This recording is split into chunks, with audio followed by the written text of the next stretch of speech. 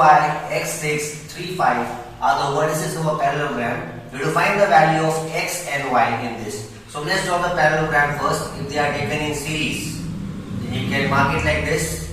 Let's take it A, B, C and D. Writing the vertices, coordinates of the vertices 1, 2, 4y, x, 6, 3 and 5. Now as these 4 points form a parallelogram, we can say that the diagonals bisect at a common point. So can we find the common point? Yes, we can, by using the midpoint formula from there. So we write like this: midpoint of AC is equal to midpoint of BD. So let's use the midpoint formula in this. For AC we will take the coordinates of A and C. For BD we will take the coordinates of B and D, and then compare them to get the value of x and y. So let's take the formula. X is equal to x1 plus x2. So x1 is 1, x2 is x upon 2, and for the value of y, 2 plus 6 upon 2, which is equal to, now midpoint of BD, take the coordinates of B and D, you get 4 plus 3 upon 2, comma, y plus 5 upon 2. Now as we can see that the comparison is to be made between the x coordinates of x axis and the coordinates of y axis. Alright, only then we will get the values of x and y. So taking the value of x, we get here 1 plus x upon 2 is equal to 4 plus 3 upon 2. So let's solve it further. We get 1 plus x upon 2 is equal to 7 upon 2. As you see, denominator 2 is common, so remove it from here. Therefore, we get x is equal to 7 minus 1. When this 1 is taken on the right hand side of the sign, the sign changes and you get x is equal to 6 as the answer. So this is the value for x. Now comparing the values of y coordinate, we get y plus 5 upon 2 is equal to 2 plus 6 upon 2. Solving it further, we get y plus 5 upon 2 is equal to 8 upon 2. 6 plus 2 is 8. Cancelling these two commons here, we get therefore y is equal to 8 minus 5. When you take 5 to the right hand side, the sign changes. And lastly you get y is equal to 3. So we can say that the values of x and y for this parallelogram is 6 and 3. This marks the end of the question number 7. Find the coordinates of a point A where AD is the diameter of a circle. So first we will draw the circle and understand which values are given to us. We are given a circle. A and B is the diameter of a circle whose center. Now we have to find the coordinates of point A. Suppose the coordinates of point A are x and y, where AD is the diameter of circle whose center is 2 and 3. So let the center be C and the coordinates be 2 and minus 3. Okay.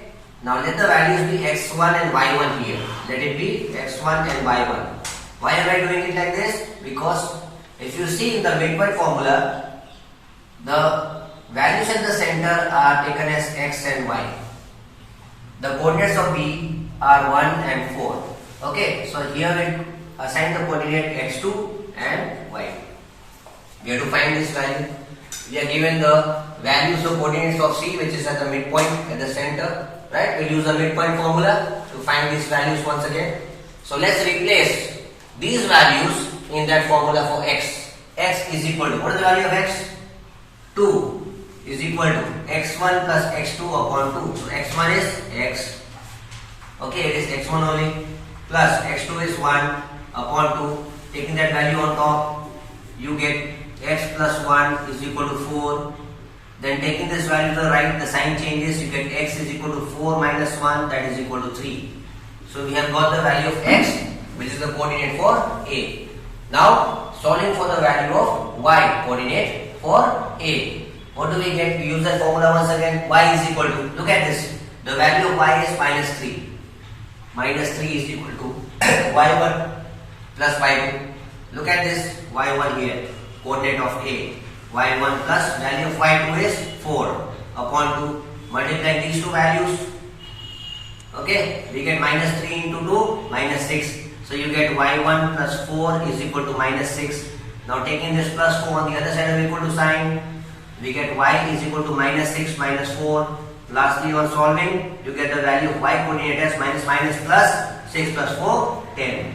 So in this sum, the coordinates of point A are x is 3 and y is minus 10. This marks the end of the sum. Question number 8. We are given if A and B are these coordinates. So let's draw the line segment first. Let's draw the line segment.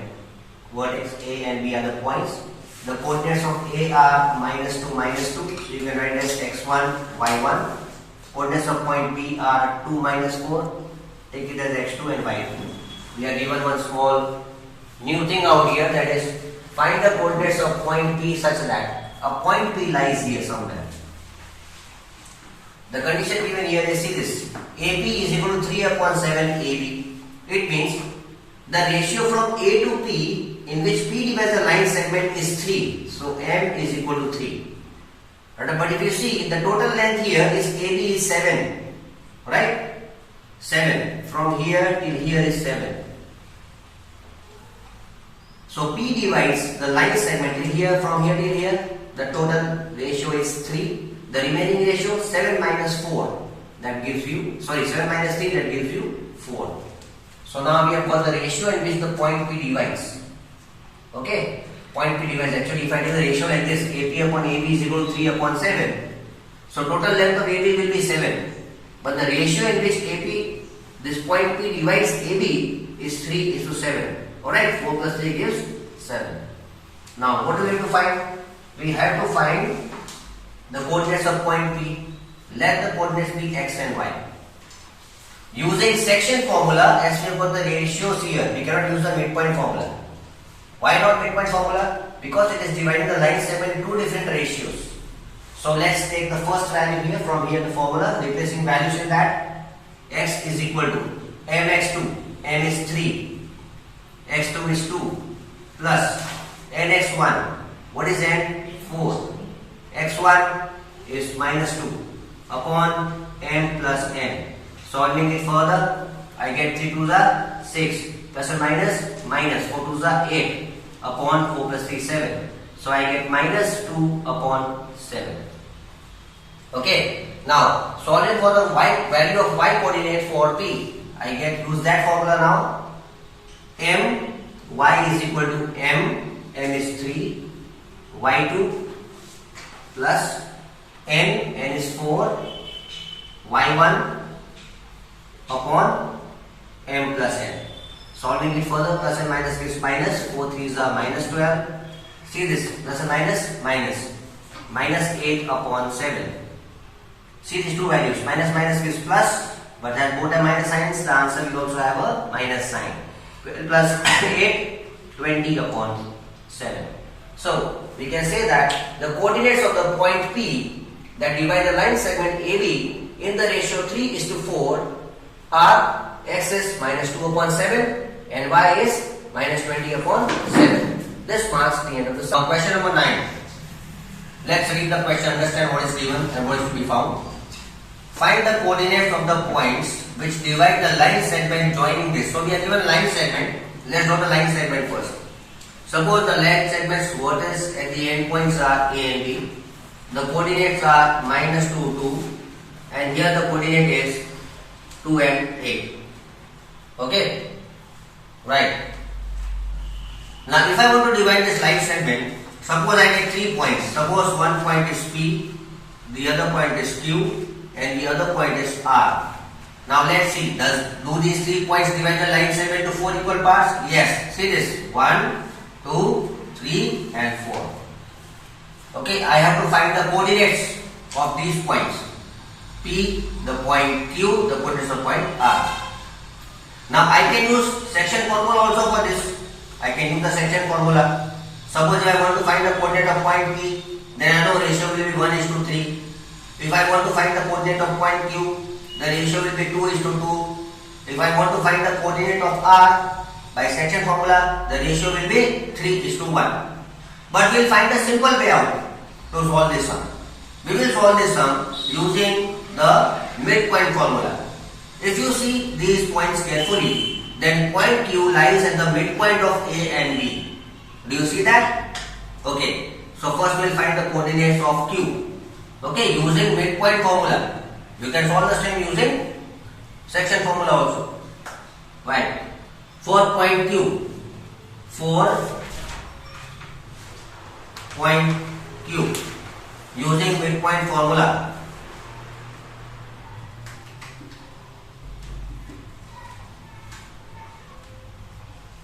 Let's see. X is equal to x1 plus x2 upon 2. x1 is minus 2 plus x2 is 2 upon 2. You get 2 minus 2, 0 upon 2. So answer is 0. This is the x coordinate for Q. Now for the y coordinate of Q, we have y is equal to y1 is 2, y2 is 8. 2 plus 8 upon 2 is equal to 10 upon 2. On cancelling I get 5. So I got the coordinates of the point Q. Now look at the figure carefully. This point P lies at the midpoint of Q and A. So we can say that to find the coordinates for point P using midpoint formula,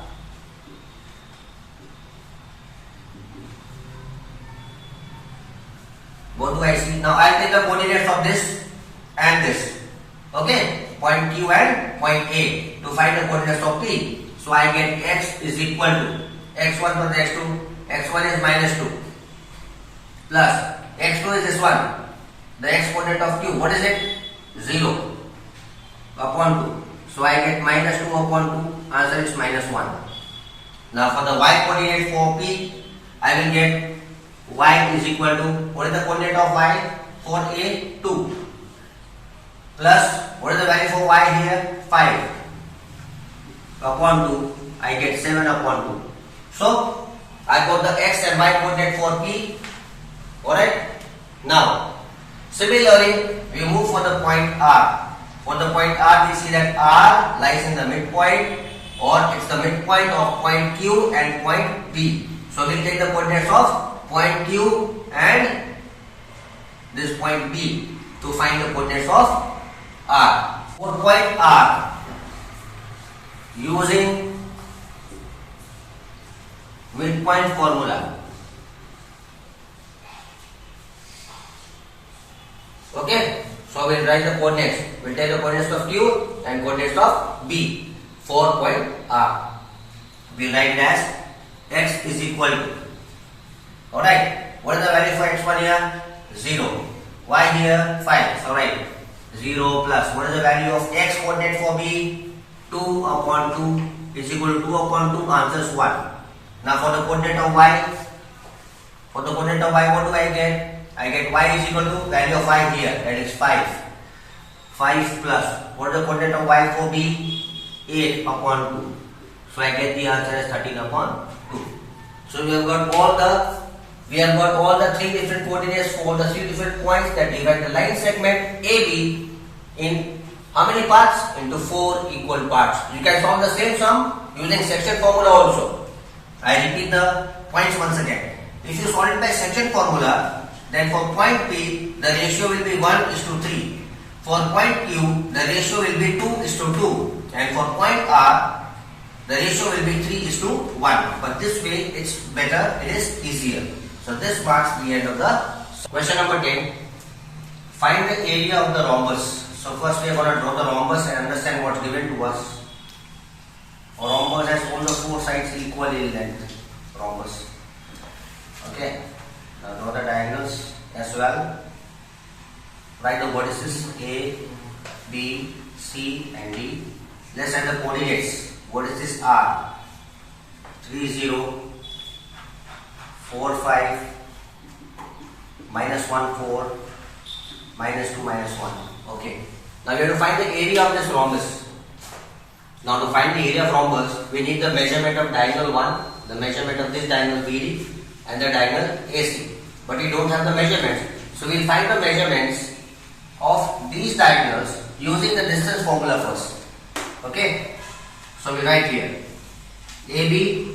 AC, measurement of diagonal AC is equal to under root of. Now we will take the coordinates of A and C for diagonal AC. x1 minus x2 whole square. So it will be 3 minus 1 whole square plus y1 minus y2 whole square. So you can see in the formula y1 minus y2 whole square. Now what do you get here? 3 minus into minus plus 1 whole square plus, you can square it directly. Okay, 0 minus 4 is minus 4 whole square. So when you solve this, you get the answer as 3 plus 1, 4 whole square plus minus 4 whole square. On squaring this, you get the answer as under root of 4 4s are 16 plus 16 is equal to under root of 32. This is the measurement of the diagonal AC. Alright, now when we factorize it, we get the factors. You know how to find the factor? I showed you earlier. Find the LCM and then you will get the answer as 4 root 2 units. You find the LCM of 32. Then write all the factors in the bracket, remove common. You will get 4 root 2 as the answer. Now, for diagonal BD, measurement of diagonal BD, we will utilize the coordinates of B and D. Okay, so we will consider these as x1, y1, these as x2, y2. Replacing the values in distance formula, we get x1 minus 2 whole square plus y1 minus 1 whole square from here. Solving further, we get 4 minus into minus plus 2 whole square plus 5 minus into minus, it becomes plus 1 whole square. So what do we get?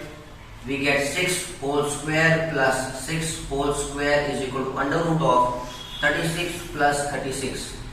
On addition, you get 72 as the answer. But on finding the prime factors, okay, you will get the answer on simplifying as 6 root 2 units. Having finished, now we have got the values of diagonal AC and diagonal BD. Alright, now we still need to find the area of the rhombus. Getting the values of the diagonals AC and BD. Now we have to find the area, so we use that formula. Area of rhombus is equal to half into diagonal 1 into diagonal 2. So you write area of rhombus ABCD is equal to half into diagonal 1 is AC and diagonal 2 is BD. Now replacing the values of diagonal 1 and diagonal 2 in this formula, which we had solved earlier in the previous part, alright, we'll get the answer, which is equal to. Now, what was the value of AC? The value of AC was 4 root 2. And what was the value of BD? The value of BD was 6 root 2. Now let's solve it further, which is equal to. Now if you see, there are 2 under root 2's here. Okay, so you get 4, leave it like this, we'll keep it like that. We won't change the values. Into 4, into 6, into root 2, into root 2. When you take these two values together, values with roots are multiplied, the root is removed. So you get half into 4 into 6, root 2 into root 2 gives you a 2. You can cancel the 2's and the answer is 24 units. So here we can say that the area of the rhombus is 24 square units. You need to write the area as square units. So this marks the end of the sum.